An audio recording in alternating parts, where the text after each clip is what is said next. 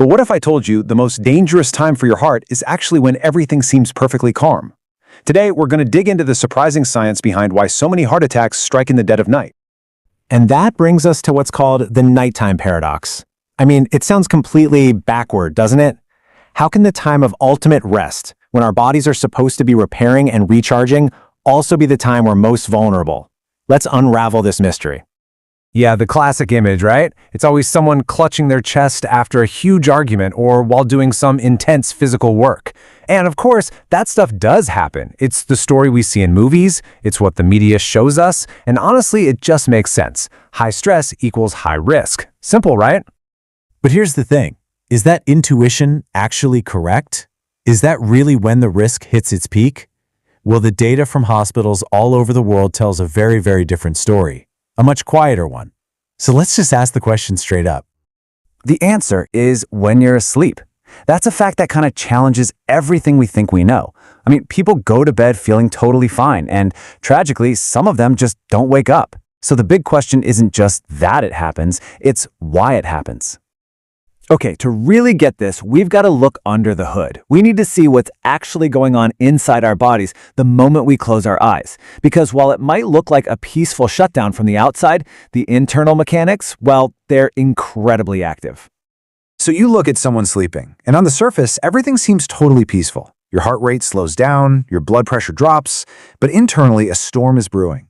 For all those hours you're asleep, you're not drinking any water. So a slow dehydration process begins, and that starts to thicken your blood. And at the exact same time, your body is quietly getting ready for a massive hormone surge to wake you up. It's a state of really deceptive calm. Yeah, so this isn't just some random unlucky event. It's actually a sequence of events, a perfect storm that's brewing inside your body. So let's play detective for a minute and unmask the three main culprits that team up to create these dangerous conditions while you're fast asleep.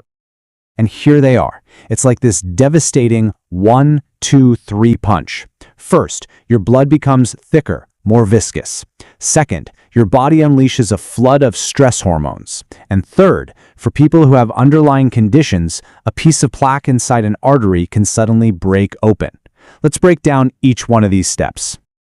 All right, first up, your blood is literally getting thicker. I mean, think about it. For maybe 8 hours straight, you're not drinking anything and you're not really moving. Your body slowly gets dehydrated. This makes your blood thicker, almost sludgy. And what does thicker blood do? Well, it flows slower, and this is crucial, it clots much, much more easily. The stage is being set for a potential disaster.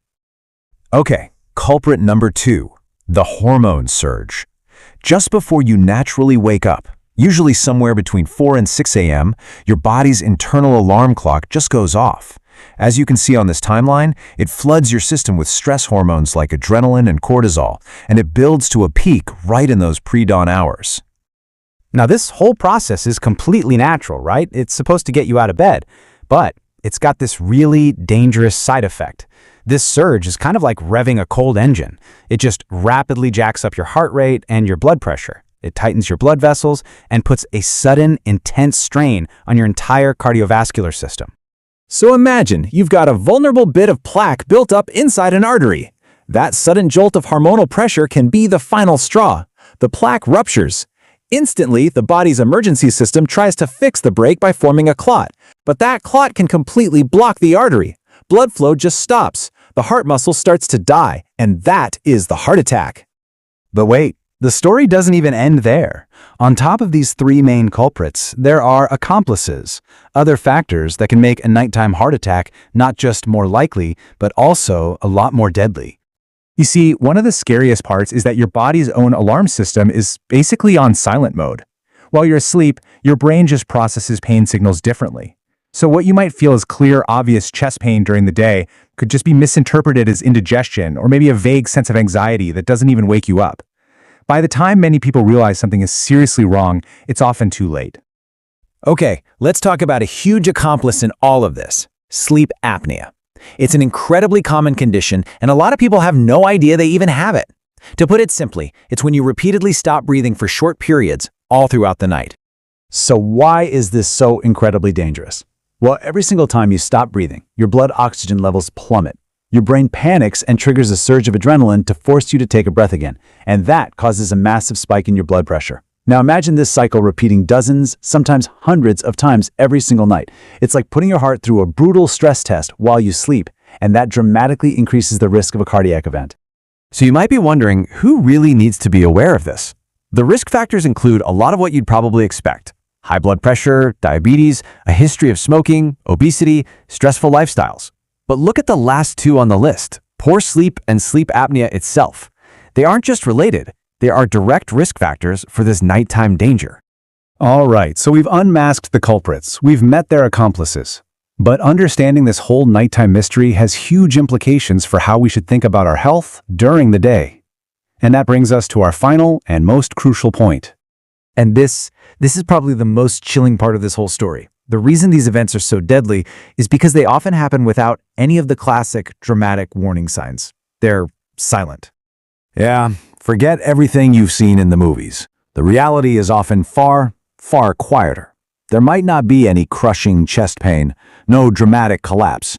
It can just be silent, progressive damage happening inside your arteries while you and everyone around you are completely asleep and unaware. So all of this leaves us with one last and maybe the most important question. If the main event, the big one, often happens silently at night, our focus has to shift. We've got to start paying attention to the smaller, more subtle clues our bodies might be giving us during the day. What are those little whispers and warnings that you might be dismissing as nothing? Now that's something worth thinking about.